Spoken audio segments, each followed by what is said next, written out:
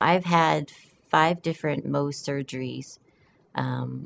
It's where they go in and they take pieces of the skin and freeze it, put it under a microscope, and kind of map out the cancer and just go from there. They just keep cutting away until the cancer is gone. It's every so many months going back into the doctors and seeing another spot that they need to remove. And in my case, it's been back to back, one after another.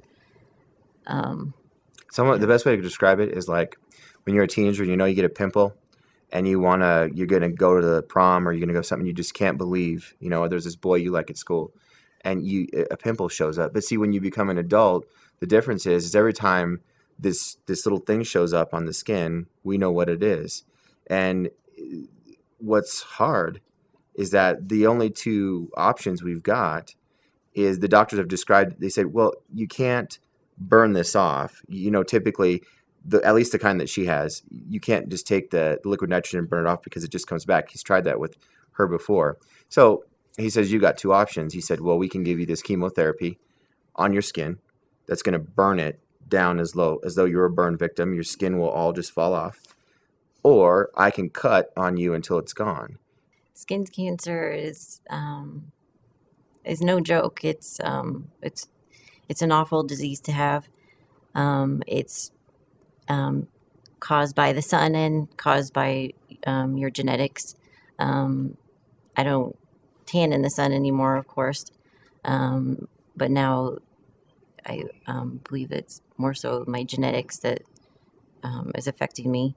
Skin cancer has run in my family. My grandma and my dad's side and my mom both have skin cancer. My grandma actually passed away from a type of skin cancer that they say won't kill you. It's basal cell carcinoma, and they say that there's usually a 5% chance that it will masticize. And my grandma was one of those 5%. It masticized into her brain, and we watched her slowly just wilt away, and her face was completely deformed by the time she passed. It was pretty brutal. Cherri was rated as the most beautiful girl in high school. She got that actual award. And so you watch the doctor, and he's not a plastic surgeon by any means. He does this surgery called Mohs. And when they go in there, it's just like fighting.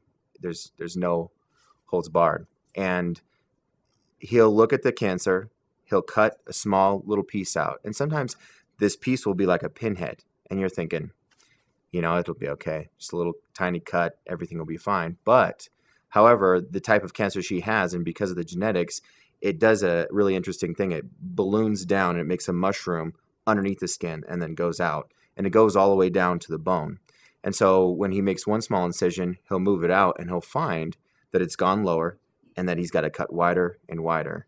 The physical pain is huge. Going through the Mohs surgery, I kind of used the example to one of my friends that I was trying to explain it to. It's like sitting in a scary, gory movie.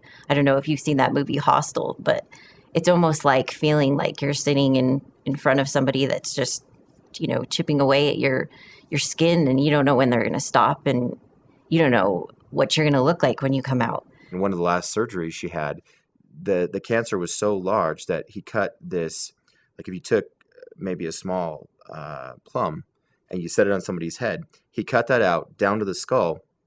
When he was trying to stitch her back up, he couldn't.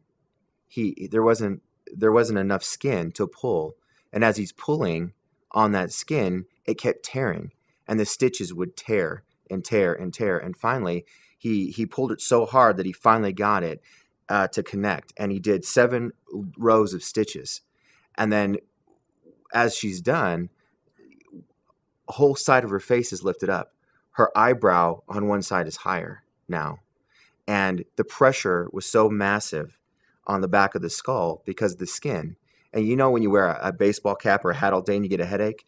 Well, if you multiply that times 100, that was what we were dealing with, and all from skin cancer. When someone has cancer in the family, it's not just the person that has the cancer, it's the whole family that goes through it. And I slowly, have watched that over time, just with my emotions and dealing with the ups and downs and watching the kids have to, see all this and see mom struggle so much with having to go through it. Each time I go through a surgery, I feel like a chunk of my security is just taken away. Cancer it's a beast.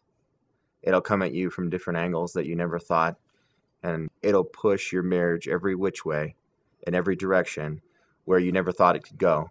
And you have to pull out every bit of grace and strength and forgiveness that you have from God in order to see through to the end goal. It's definitely made me realize how important my husband is. He's been my rock through everything. Um, when, I feel like I'm just alone and no one else is there, he's been there. No matter what kind of cancer you get, people tend to look at it and say, well, that really sucks. I feel for you. I'll pray for you. But when it comes down to it, people, until you actually get it yourself, it's difficult for them to qualify and understand what you're going through.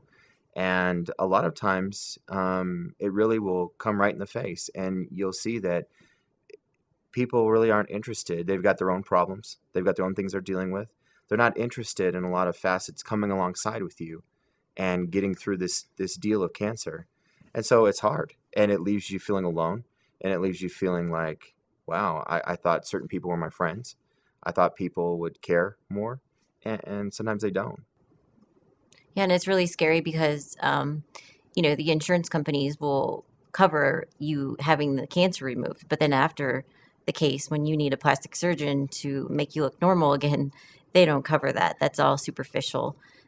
So it's really scary when you're financially not doing so well and you're up against that. You don't know what your fate is going to be, and um, I, you just want to look normal and like a human being. And And people don't realize when we go into the store, like when her lip's starting to heal up finally right here, but they took a huge chunk out of her lip. And luckily, the surgeon was able to kind of piece it back together so it looked semi-normal.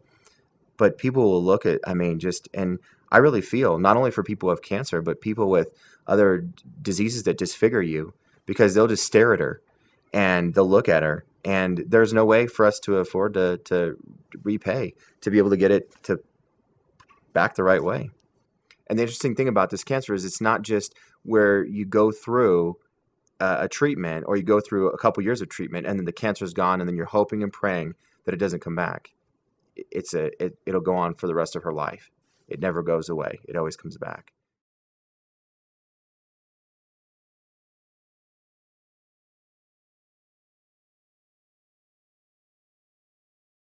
Jim, he's a good guy. He's what I call one of the good old boys. He's there.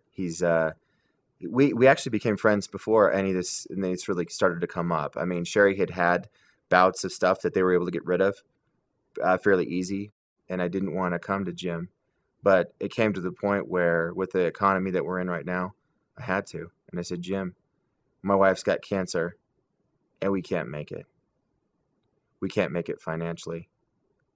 We can't make it right now, man. I said, I need your help. And sure as the rain falls from the sky, Jim comes through and says, brother, I love you, and whatever you need, I will help you, and I will be there for you. Jim pulls up in his cruiser and says, hey, buddy. I said, hey, how are you? He goes, how are you doing? I said, I'm hanging in there. He hugs me, and he goes, hands me a check and says, this is what God put on my heart to give you. And it just so happened that one day later, our mortgage was due, and our power was going to get shut off. And sure enough, that enabled us to be able to pay those things and take that stress off. it was such a nice, fresh breath of air to know that there was someone, we were praying all the time, and It was almost like God just answered our prayer through Jim, because you know, not everybody knew what we were struggling with, and to think that anyone would give money or their time to helping fight cancer, I just feel blessed, because I know that there's people in my position and far worse than I am, that need the help. Um, we were just at that bottom line. I just felt so insecure about our life, or our finances are in turmoil. My health is not good, and our marriage had been up and down, and so it was awesome that we had that financial help right when things were on the brink of destruction.